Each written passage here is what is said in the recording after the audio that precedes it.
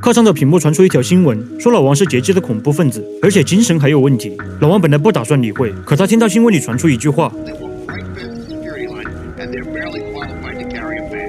安检。对呀，只有他和同事不用过安检。他打开同事的行李箱，拨开毒品，炸弹果然在这里。可突然，一个光头带着几个乘客对老王进行袭击。这个光头是一名警察，他们受到新闻的影响，认为老王是恐怖分子。可老王勇猛无比，一个打5个，丝毫不落下风。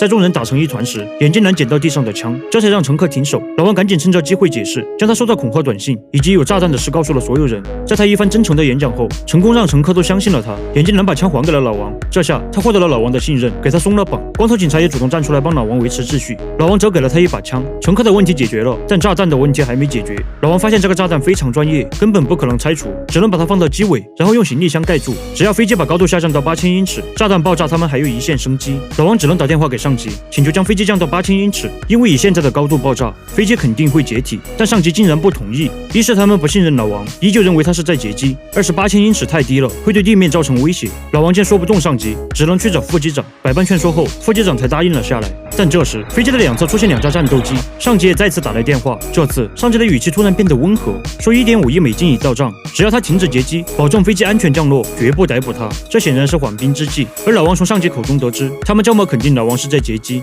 是因为有一个小伙拍下了老王拿枪抓人的视频，并且还传到了网上。老王看向乘客，发现这小子还在拍，老王心中直呼车那么，想打死他的心都有。老王赶紧过去抢下手机翻看视频，也就是从这个视频里，他发现了真相。他在抓眼镜男的时候，眼镜男故意摔倒，把手机放在了那个死去的秃头乘客兜里，还用针头扎了他一下。就在这时，眼镜男发现自己被暴露了，他突然起身抢走光头警察手里的枪，并劫持了他。恐怖分子真的就是眼镜男，他让老王放下枪，不然光头就得死。老王不从，眼镜男直接扣动扳机。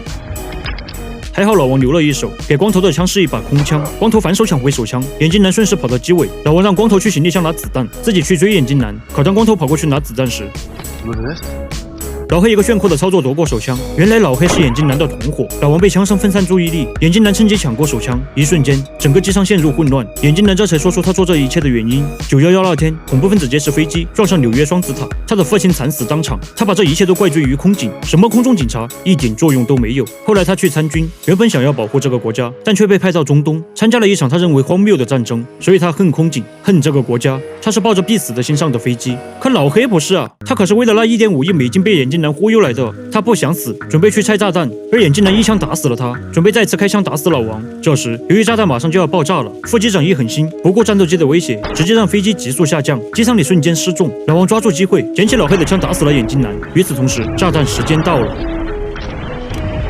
整个飞机顿时倾斜，好在没有解体，最终在副机长的操作下成功迫降。最后，老王获得了清白，从恐怖分子成为了英雄。这部电影很经典，除了眼镜男劫机的动机有点拉垮，从节奏控制和剧情流畅度以及演员本身都算得上佳作。有时间的话可以去看一看原片。我是猛虎。